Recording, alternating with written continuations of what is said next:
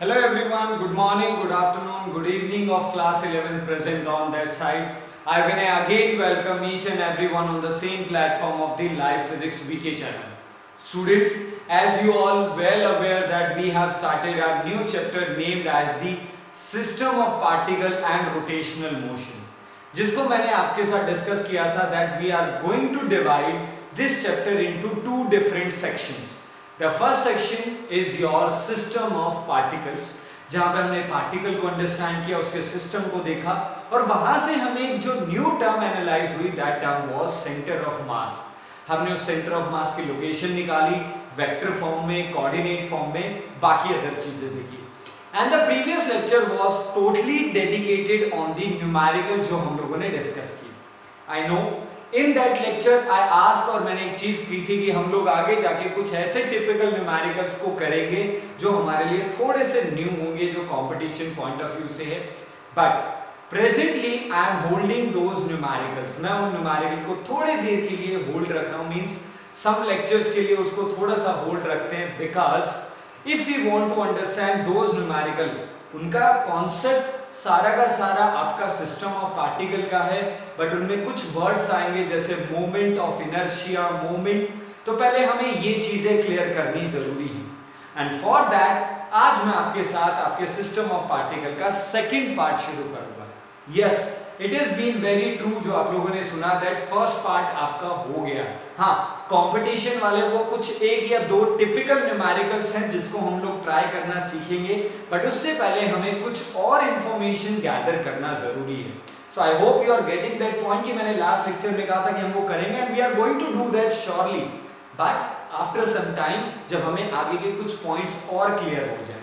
Okay, and with that point, तो अगर आप थ्योरेटिकली देखते हो तो थ्योरेटिकली तो हमारा काम हो चुका है सिस्टम ऑफ पार्टिकल्स में. हमने न्यूमेरिकल भी कर लिए. जर्नल जो न्यूमेरिकल मोस्टली आते हैं, कंपटीशन में भी ऐसे ही आते हैं कि आपको सेंटर ऑफ मास की लोकेशन निकालनी है, पर थोड़ा सा ट्विस्ट के साथ आ जाता है. बट उस ट्विस्ट के लिए हमें आगे की इंफॉर्मेशन चाहिए, और उसके लिए हमें अब रोटेशनल मोशन. सो आप बोल सकते हो हम सिस्टम ऑफ पार्टिकल के पार्ट 2 में एंटर कर चुके हैं. Okay, so part 1 was simple, new था, सिंपल भी था एंड बहुत शॉर्ट भी था. पार्ट 2 थोड़ा सा लंबा चलेगा जिसमें और भी ज्यादा चीजें पढ़ी जाएंगी, rotational motion. And today I am going to discuss and I am going to start with the rotational motion. और जो चीज आज हम लोग करने वाले हैं, that topic is equations of rotational motion. Okay, before that starting I want to clear, देखिए we are going to study again motion. हम दोबारा से मोशन को पढ़ने जा रहे हैं जो हम लोग स्टार्टिंग से करते हैं, बट इस बार मोशन रोटेशनल होगा. और हमारा पढ़ने का तरीका वैसा ही होगा जैसे हम लोगों ने लीनियर मोशन को किया था. तो मैं आपके सामने फॉर्मेट रख देता हूं लीनियर मोशन का, और उसी के साइड में मैं आपको रोटेशनल मोशन का फ्यूचर का फॉर्मेट और प्लानिंग भी बताऊंगा. तो अगर मैं आपसे बात करूं, जब हमने लीनियर मोशन को डिस्कस किया, when we discuss about the linear motion, okay, so what we start about the linear displacement.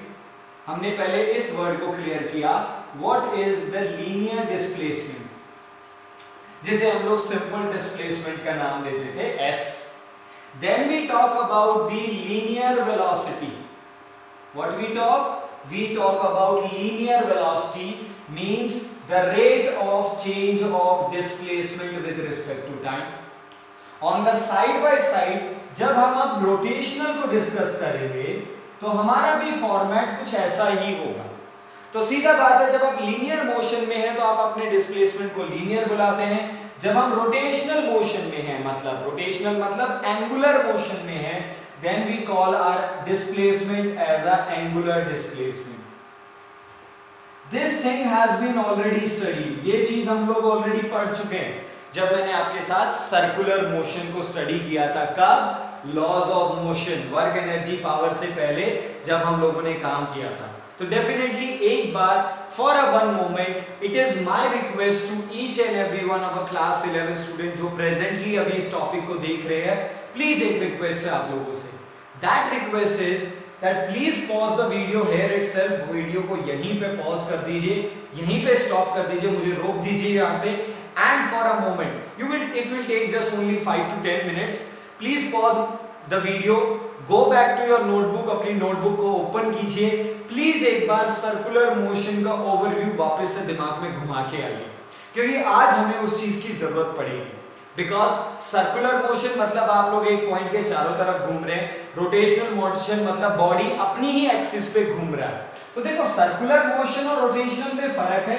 This is the fix point, this is the body which is rotating. Rotational motion ये body है, इसका ये point fix कर दिया और body rotate कर रही है। तो थोड़ा सा फर्क है कि आप लोग सर्कुलर मोशन और रोटेशन में, बट इनमें सिमिलैरिटी भी है। And that similarity is that you are moving around a fix point. पहले पूरा बॉडी मूव कर रहा था, अब बॉडी के पार्टिकल्स एक फिक्स एक्सिस के चारों तरफ घूम रहे, बट घूम रहे हैं। दिस इज द सिमिलैरिटी जो आपको पकड़ना है, रोटेशन। रोटेशन है तो इसका मतलब एंगुलर है। तो प्लीज वीडियो को अगर आपने पॉज कर लिया है और प्लीज एक बार अगर उसे देख के आए तो मैं क्विकली चलूंगा। एंगुलर डिस्प्लेसमेंट, इसका फिर हमने फॉर्मेट क्या पढ़ा, angular velocity which is being represented with the omega, which is called as the rate of change of angular velocity. Okay, linear velocity में हमारे पास दो velocity थी जिन्हें हम लोगों ने define किया, initial velocity which is being represented as u and the final velocity which is being represented with the symbol of v. Similarly यहाँ पे भी ऐसे ही होगा, जब हमारे पास angular velocity है तो उसकी initial angular velocity होगी, initial angular velocity we will call and we will give the symbol as a omega naught. यहाँ पे symbol u था, यहाँ पे symbol omega naught. Similarly the final angular velocity it would be omega itself. ठीक है, तो वैसे ही format चला। अब देखो लीनियर में और हम लोगों ने क्या किया, जब हमने लीनियर डिस्प्लेसमेंट क्लियर किया, फिर हमने लीनियर वेलोसिटी क्लियर की, फिर हम लोगों ने लीनियर एक्सेलरेशन क्लियर किया which is equal to rate of change of velocity, or you can say the double derivative of the displacement with respect to time, 2 times derivative कर देते। on the same manner हम लोगों ने ये format भी किया है, angular acceleration, the symbol is alpha which would call as the rate of change of angular velocity, or you can say double derivative of angular displacement. Got that point also? चलिए, तो देखो ये सारा format था हमारे motion के behaviour को पढ़ने में, डन है। इसके बाद का फॉर्मेट हमारे पास हमारे इक्वेशंस ऑफ मोशंस आ रहे, यही आ रहा है। देखो आप अपने पूरी फिजिक्स को एक बार रिवाइज करके देखिए हम लोगों ने क्या किया था। हमारे पास इक्वेशन ऑफ मोशंस आए 3, v is equal to u plus at, s is equal to ut plus half at square and v square minus u square is equal to 2s. Because अगर आप मोशन में हैं तो आपके कुछ equations होंगे जो हम लोगों ने देखे। सिमिलरली ये चीज अब तक हम लोगों ने नहीं की है, बट ये आज हम लोग करेंगे। What? Equations of rotational motion. Okay, तो सिमिलरली लाइक द 3 मोशंस, हमारे पास रोटेशनल मोशन के भी 3 इक्वेशंस बनेंगे।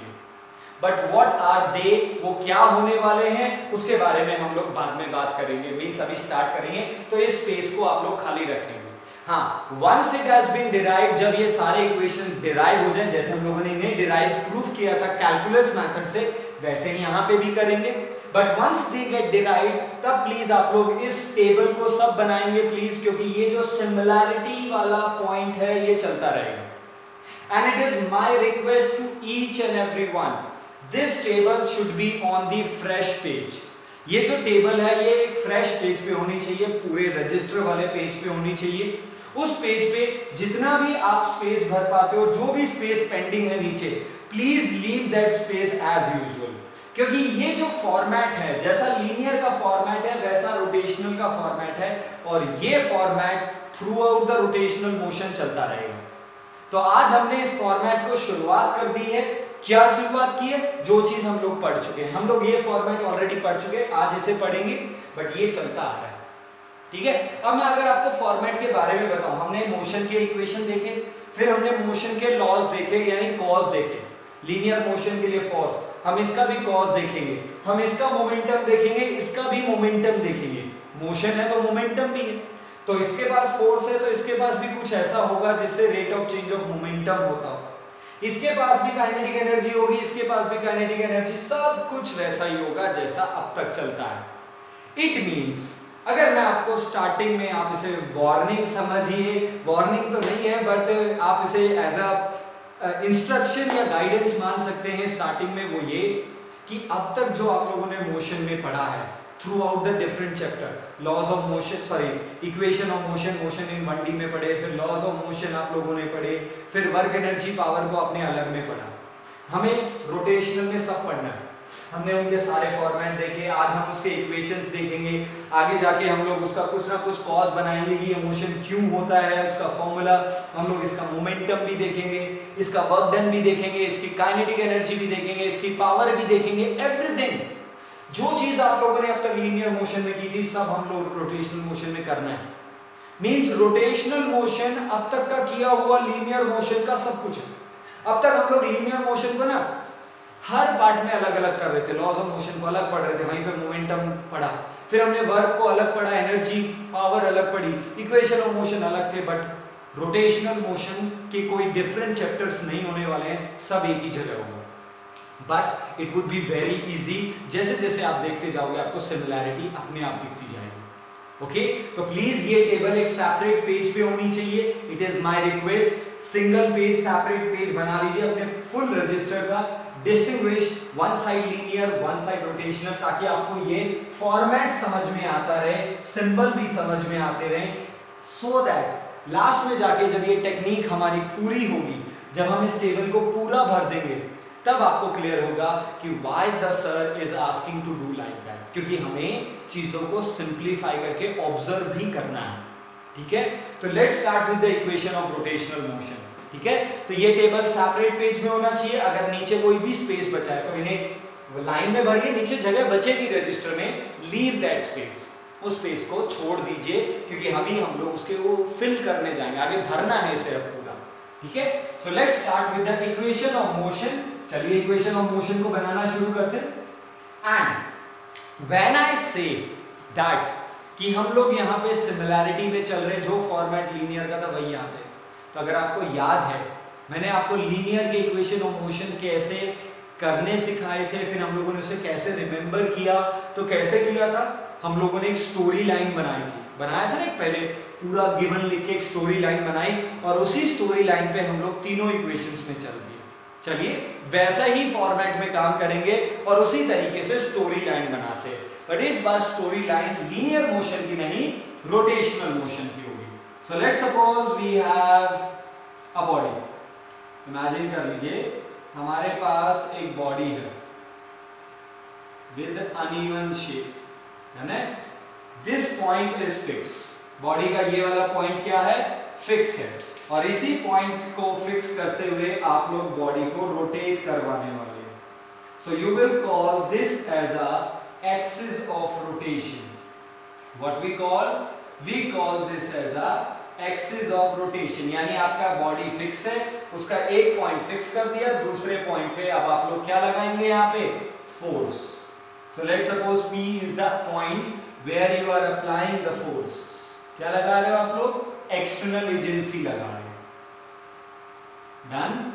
सो due to that external agency this P point is going to shift. तो इस एजेंसी की वजह से जो हमारा P पॉइंट है, that point is going to shift, यानी बॉडी हमारी शिफ्ट हो जाएगी।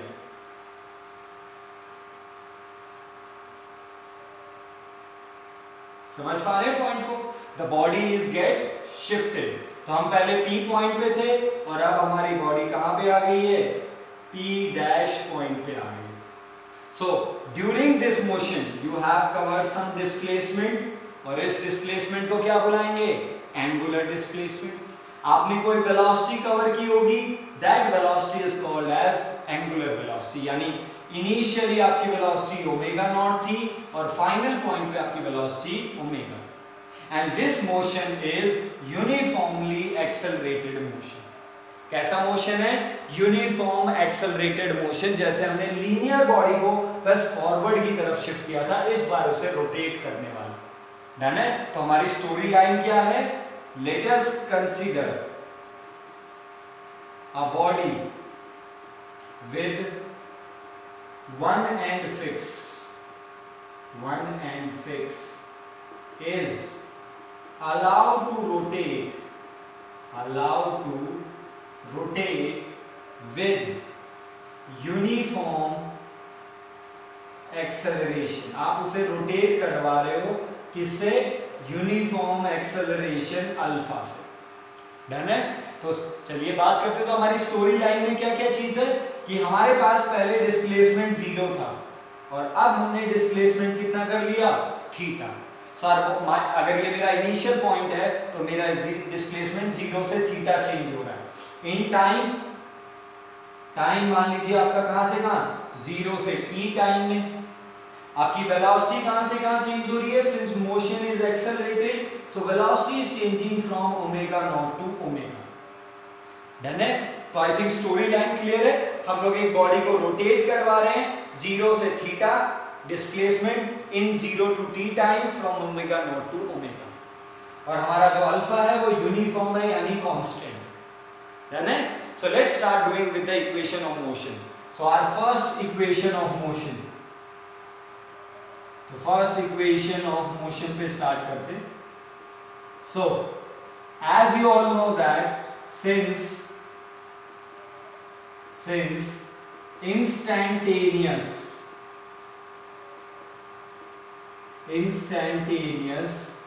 acceleration alpha is equal to d omega by dt। देखो बेटा ये सब वैसे ही फॉर्मेट में काम करेगा जैसे लीनियर में है। मैं आपको रटने के लिए नहीं कह रहा हूं, हम समझ रहे हैं यहाँ पे, बट एक सिमिलैरिटी चलती आ रही है। और जब भी आप किसी भी चीज को सिमिलैरिटी और कंपैरिजन मेथड से स्टडी करते हो, इसे कंपैरिजन स्टडी कहा जाता है। दैट जब हम किसी की तुलना के साथ उस चीज को रेफरेंस मान के अगर हम काम करें तो चीजें बहुत ईजी हो जाती हैं। तो रेफरेंस अगर दिमाग में रहेगा तो आसान बनेगा, वैसे तो आपको काम वैसे ही करना है। So angular acceleration is rate of change of angular velocity, so thus d omega is equal to alpha dt. Done? So now integrating both sides, correct? So integration of angular velocity to the alpha dt. तो यहाँ पे क्या चीज variable है? On the LHS side, our velocity is being changed and as per the limit हमारी velocity omega naught से omega change हो रही है जब हमारा टाइम 0 से t चेंज हो रहा था, because on the right hand side time is the variable function. Okay, so d omega का angular velocity integration omega from omega not to omega, alpha is constant, dt integration is t from 0 to t. Now the inner part जो आपके पास है it would be replaced by the upper minus lower. तो omega को omega से replace करेंगे तो omega minus omega naught is equal to alpha t minus 0. T is going to replace with the t minus, then the t is going to replace with the 0. So आपके पास क्या बना? Omega minus omega naught is equal to alpha t और omega is equal to omega naught plus alpha t. This is your first equation of motion, means final angular velocity is equal to initial angular velocity plus angular acceleration into time. अगर मैं आपको similarity बताऊं तो देखिए similarity v is equal to u plus at। Okay, red pen वाला part केवल similarity के लिए लिख रहा हूं मैं। फाइनल वेलोसिटी, बट वो लीनियर थी, ये final angular velocity is equal to linear angular velocity plus acceleration, but कौन सा? Angular acceleration into time. Time motion के टाइप का कंडीशनल पार्ट नहीं होता है, it is just been an independent thing जो मास पे या फिर आपके बॉडी के शेप पे या फिर बॉडी के रोटेशनल या बॉडी के पाथ पे डिपेंड नहीं करता। सो टाइम तो एज यूजुअल वही रहने वाला। Clear with the first equation of motion? I think similarity बनती आ रही। डन है? तो in a similar manner we are going to start our second equation of motion and third equation of motion. So now I will request to each and everyone out there, if you are comfortable with it, अगर आप comfortable है और I think आपके दिमाग में आ ही गया होगा, तो आई थिंक आपके दिमाग में एक आइडिया आया होगा कि सेकेंड और थर्ड इक्वेशन ऑफ मोशन को मैं खुद कर सकता हूं या कर सकती हूं, that you are capable of that. So if any student out there think that I must try by myself to do the second and third equation of motion, he or she please pause the video को pause कर दीजिए and try by yourself.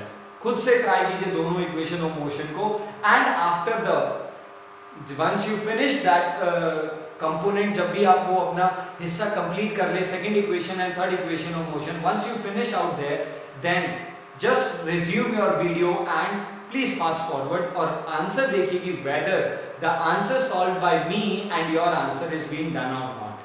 Okay, तो similarity तो अब आपको पता चली गई है कि हमें कैसे काम करना है. तो जो कॉन्फिडेंट है he or she can start. Okay, तो जिन लोगों को अभी थोड़ा सा कॉन्फिडेंट नहीं आया है तो थोड़ा सा जल्दी लाना है कॉन्फिडेंट. तो जिन लोगों को थोड़ा सा क्वेरी है वो इस चीज को कंटिन्यू कर सकते हैं.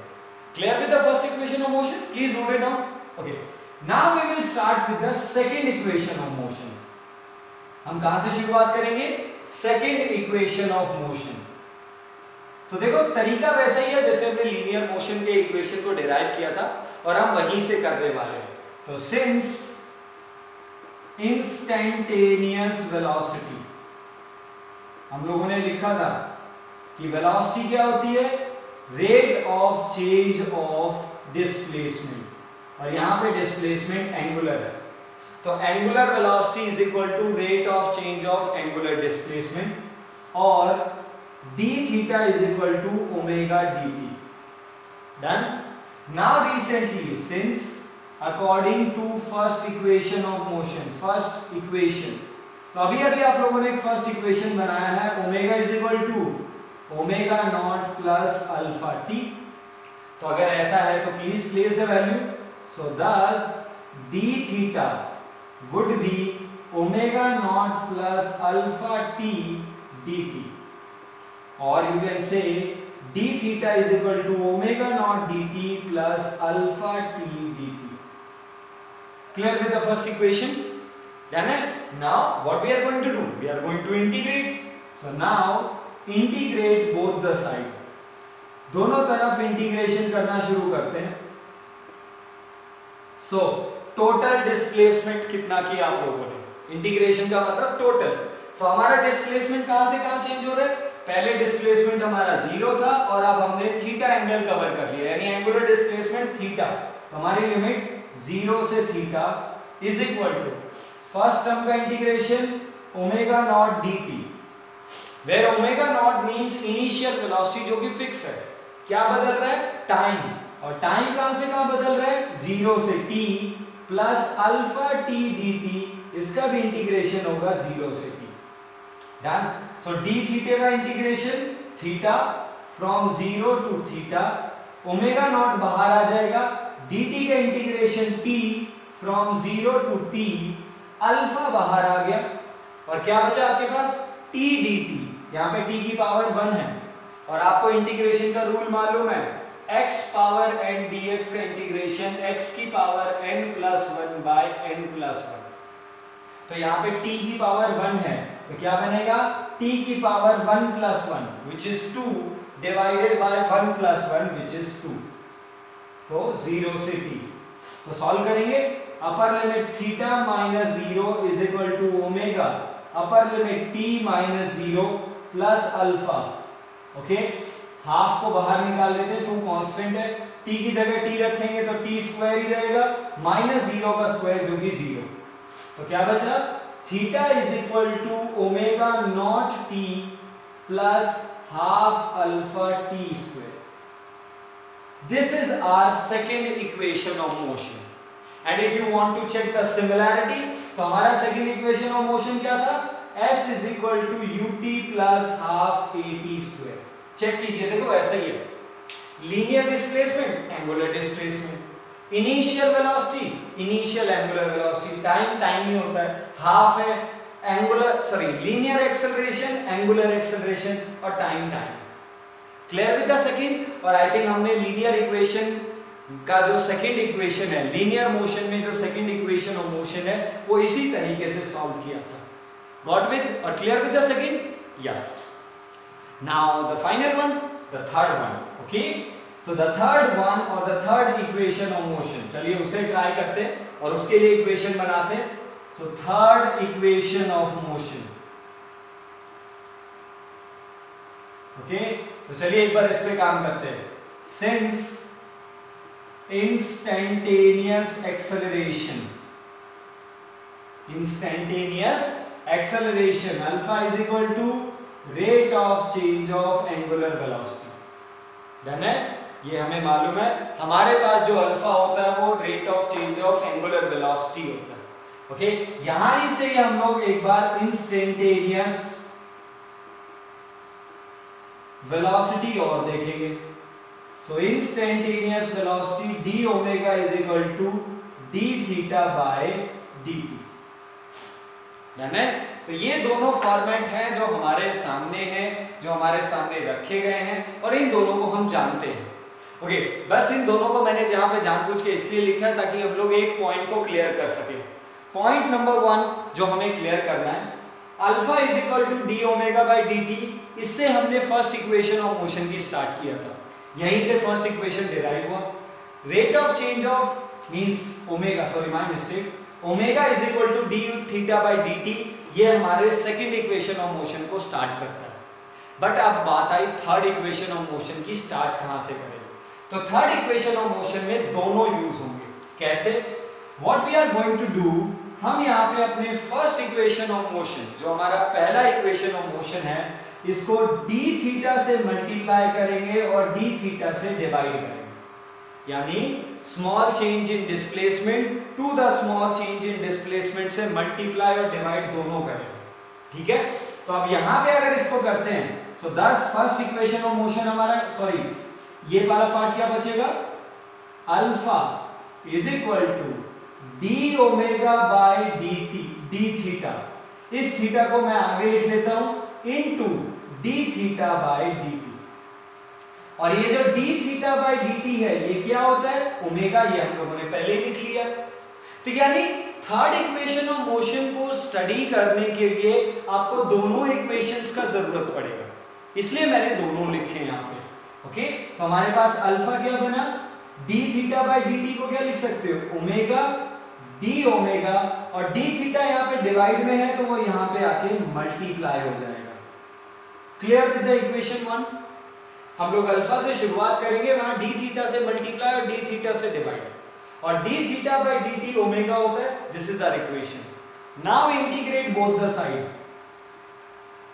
इंटीग्रेट बोथ साइड्स, दोनों साइड्स पे इंटीग्रेशन करना शुरू कर दो.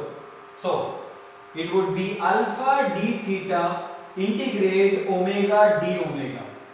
यहां पे वेरिएबल कौन है, डिस्प्लेसमेंट बदल रहा है. डी मतलब स्मॉल चेंज, और डिस्प्लेसमेंट कहां से कहां बदल रहा था, 0 टू थीटा, और एंगुलर वेलोसिटी बदल रही है कहां से कहां, ओमेगा नॉट से ओमेगा.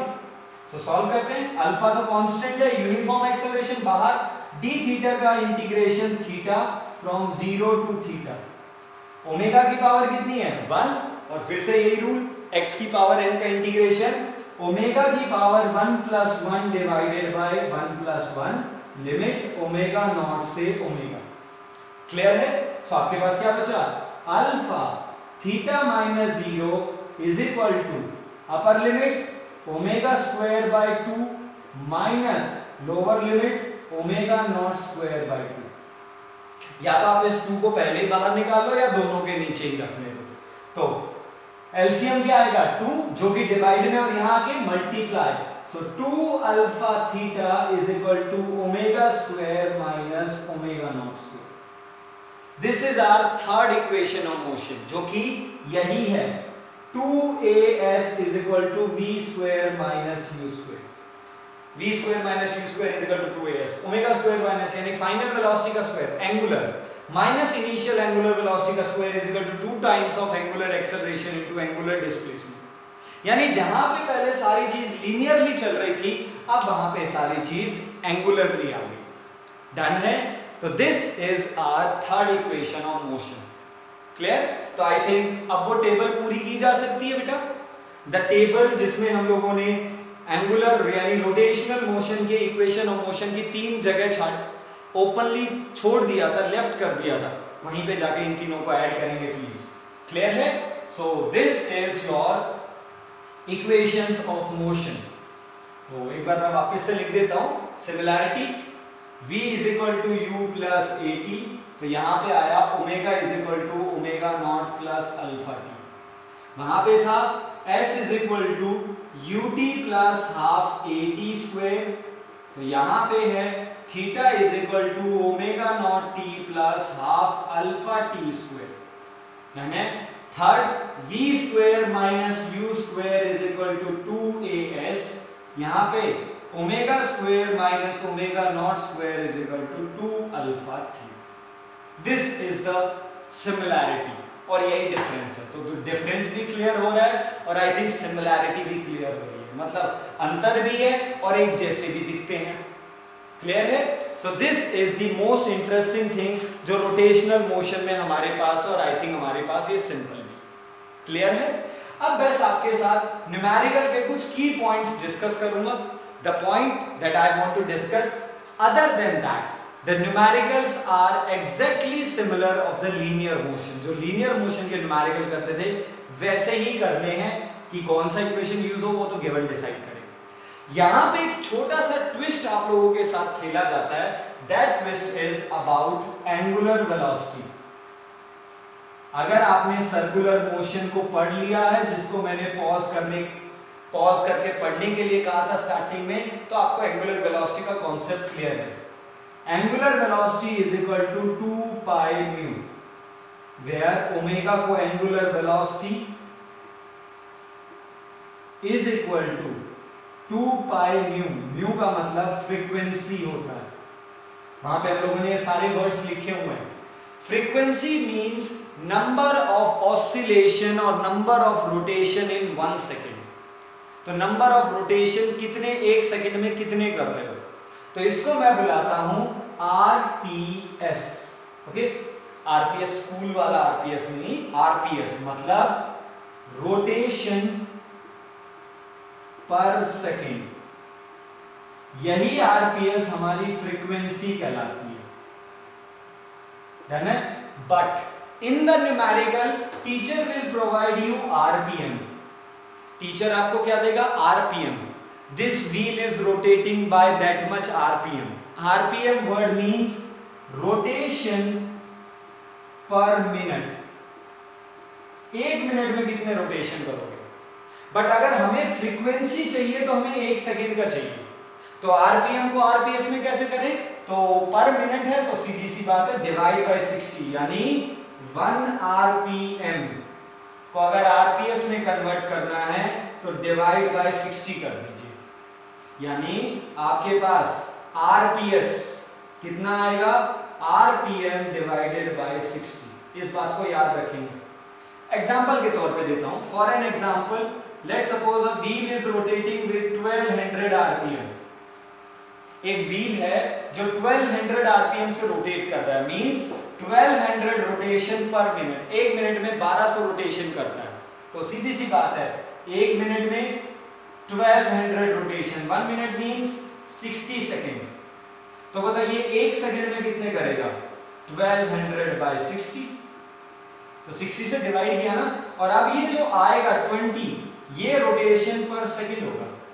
तो यानी हमारे पास एक बेसिक सा स्टैंडर्ड फॉर्मूला बन गया है, और वो ये है RPS is always equal to RPM divided by 60। ये आरपीएम वाला गेम ध्यान में रखना, बिकॉज इन रोटेशन टीचर आपको एंगुलर वेलोसिटी डायरेक्ट नहीं देगा, क्योंकि देखो ओमेगा अगर निकालना है तो आपको पहले फ्रीक्वेंसी मालूम होनी चाहिए, और टीचर आपको फ्रीक्वेंसी भी डायरेक्टली नहीं देगा, टीचर आपको फ्रीक्वेंसी आरपीएम में देगा। तो यहाँ पे आपको थोड़ा सा एक्स्ट्रा वर्क करना पड़ेगा। You have to do something extra, and what is that extra part? If he provides RPM, then convert into RPS, और जो आपका RPS है यही आपका फ्रीक्वेंसी है, और एक बार फ्रीक्वेंसी आ गया ओमेगा आ जाएगा।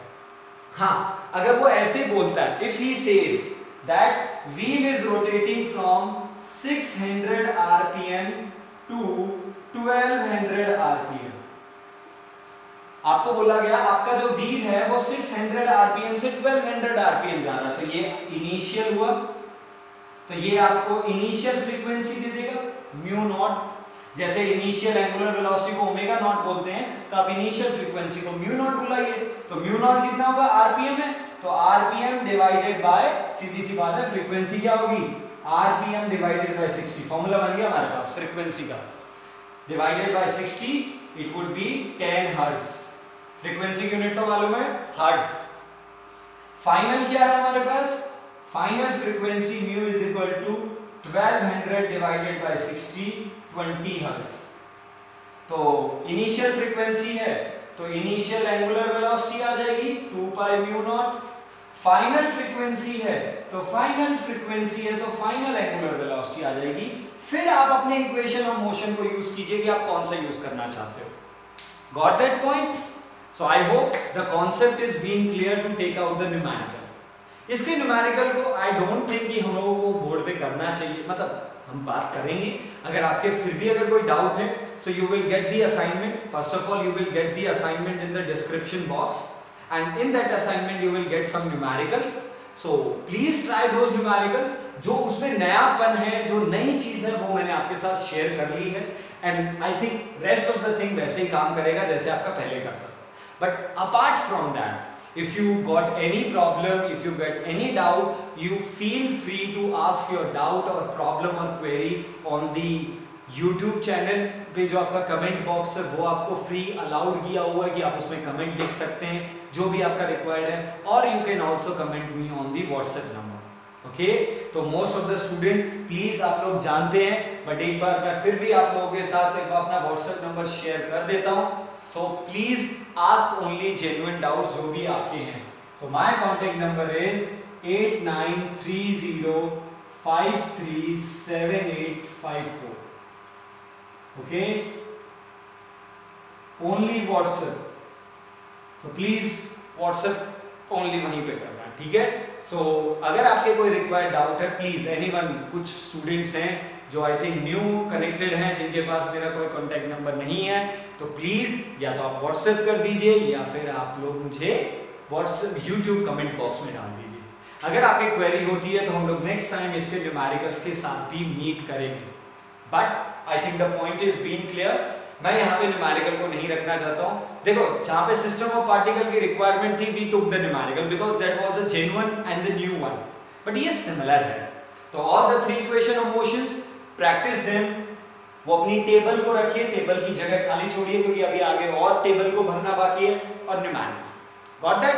So in the description box you will get the link for the assignment. Please click on that link. Download that assignment, solve the numerical and clear your doubts. Done it? So please do that. See you soon.